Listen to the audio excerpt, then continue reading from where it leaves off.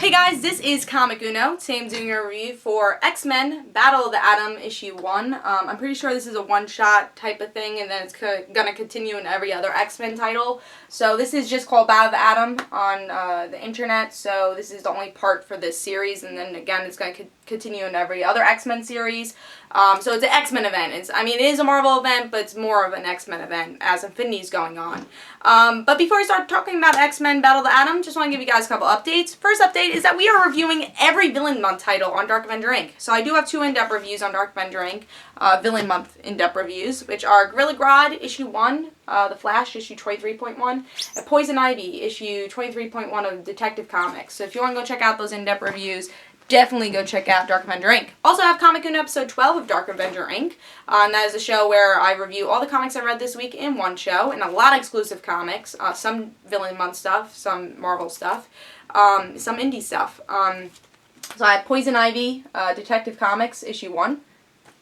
Also, I just forgot in my other videos, I do have 2 other comics. Ventriloquist I read digitally, and also Invincible. So those are 2 comics I forgot to mention that are exclusive. So if you watch those other videos, those are also exclusive. Gorilla Grodd, The Flash issue 23.1. Superior Spider-Man issue 3. I'll probably annotate that, that I have Ventriloquist and all that also. Green Arrow, Count Vertigo issue 23.1. Trillium issue 2, and Venom issue 40. So if you want to go check out all those reviews and really every comic I read this week in one show, go check out Comic Uno episode 12. But let's talk about X-Men Battle of the Atom issue 1. Not a big fan of the cover. I wasn't expecting much with Battle of the Atom because I'm not a humongous Marvel event person, but I was kind of hyped up for it also because I think X-Men does usually a great, maybe not great events, but usually have solid events, like Second Coming. Schism was pretty solid, so they do pretty solid events that are enjoyable. So the cover was a little small, honestly. It's a little sketchy, and I'm not a big fan of this yellow border, but still excited, so let's see what happened in this story. And it is the same artist, actually, as the all-new X-Men artist, so don't worry, the art on the cover is not actually the art on in the issue. So let's see what's going on. We get kind of a regular all-new X-Men story going on because we get to see Kitty. She goes off to have a mission with the past X-Men, the first-class X-Men, but then some robots from the future, Sentinels from the future, come, and Kitty's like, alright, this is not the mission I wanted for you guys. This is above your skill level, so let's go run away. But we get to see Cyclops' crew actually comes to save the day a little.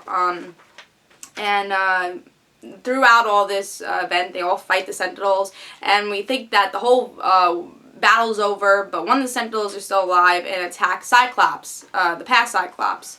And he dies, actually, and one of the Uncanny X-Men saves Cyclops. And the Uncanny X-Men guy is going crazy because he just saved somebody. He's new to this. He's like, I just brought someone back from the dead. I've never done that before. Cyclops, if the past Cyclops dies, the normal Cyclops dies. And that's kind of what proves with this part 1 of this issue.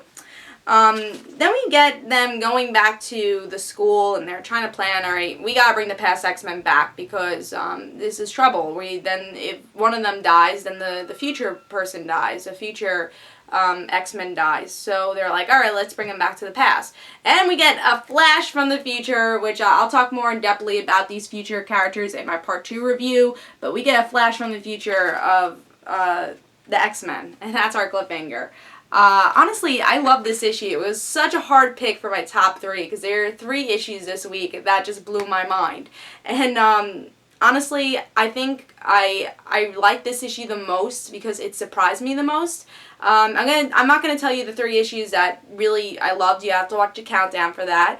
But this surprised me the most, and this actually was my pick of the week. But it was really hard to pick that because all of these 3 issues were perfect in my eyes. I think they all gave us something surprising. And something I feel like with television and in comic books they forget is you can have a shocker in a comic, and it doesn't actually have to be a death or controversy. It can actually be a shocker because someone happens to a character that you wouldn't expect. And I think Battle of the Atom and another comic I picked on my top 3 did that. It had a shocker where you're like, what? And you wouldn't expect that with the character. And the ending with this is like the future X-Men. Like, I didn't expect that.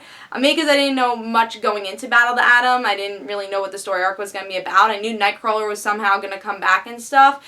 But I think this was action-packed. It showed a way that you can have character-driven issues, a character-driven event, but also have a blockbuster action issue. And I think that's why I picked this for Pick of the Week, because I think it proved that. It really went above my expectations, and I give this 5 stars. I really love this issue. A lot of great stuff happened here. Again, my top 3 was hard to pick, but this was my Pick of the Week. And read Battle of the Atom. If you've been reading X-Men, I recommend this because it actually pays off. And there's 2 shockers in both issues. There's shockers that you wouldn't expect, and you're on the edge of your seat with both issues. So pick this up.